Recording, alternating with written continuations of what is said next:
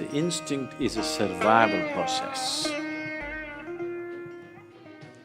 There is a natural instinct to preserve yourself, which might have gotten weak living in artificial circumstances. But if you go back and again live in nature, within a short span of time, you will see a different level of instinct in you. So, instinct is a different aspect. Intuition is a different aspect. Instinct is a certain dimension of physical perception. Intuition is not perception. Intuition is just a different dimension of computing. Same information, logically 1, 2, 3, 4, 5 steps, intuition talk 1 step. That's all it is. So how to develop intuition? There are various methods. The Shambhavi Mahamudra that you do definitely enhances one's intuition, but don't try to consciously enhance that because you will go about doing guesswork. Guesswork is not intuition. Intuition means you just know, clearly know, that you can bank your life on it. Guesswork will lead you to lot of confusion.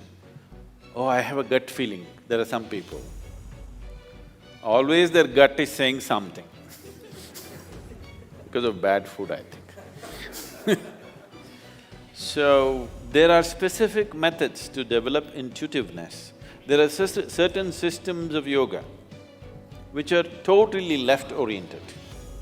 Here, the yoga that you learn with me in a program like this, we want to bring a balance between the right and left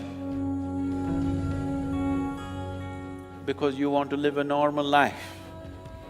There are certain systems of yoga where they're not interested in what you call as normal life. Their only orientation is to develop intuition and see life in a certain way. What they do is they take beeswax and close off the right nostril. 12 years, one solar cycle, 12.25 years, they block off the right nostril and you will see the logical mind will almost die. You will have no thought process, but you just simply know things like a cobra. See, if you ever handle snakes? No. If you handle a snake, especially a cobra, it is so perceptive. The reason why you see a cobra next to Shiva is because every yogi carried a snake at one time. Just yesterday somebody was reminding me that in the Middle Eastern culture, particularly the Christian mysticism, they show people carrying a snake-like stick because they couldn't get cobras in Middle East. They created a stick or they found a natural stick which looks like a cobra and they tried to use it. You see Moses carrying a snake-like stick and in many other places. But in India, yogis always carried a live cobra.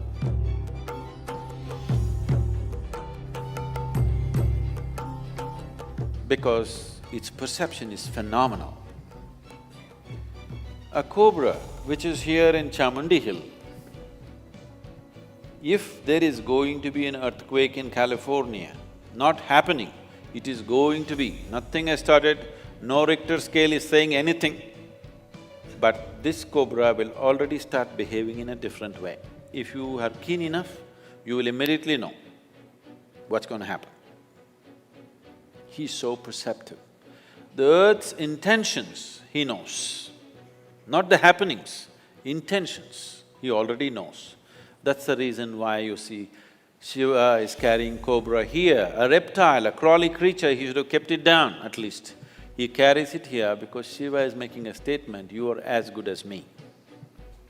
He has 3 eyes, everything possible he's seeing, but he is telling, the cobra is as good as me. If you worship me, you have to worship him because he's as good as me, he sees as much as I see. So that's why the cobra became very significant. If you see a yogi with a cobra, not me. There are other kinds who are freaky.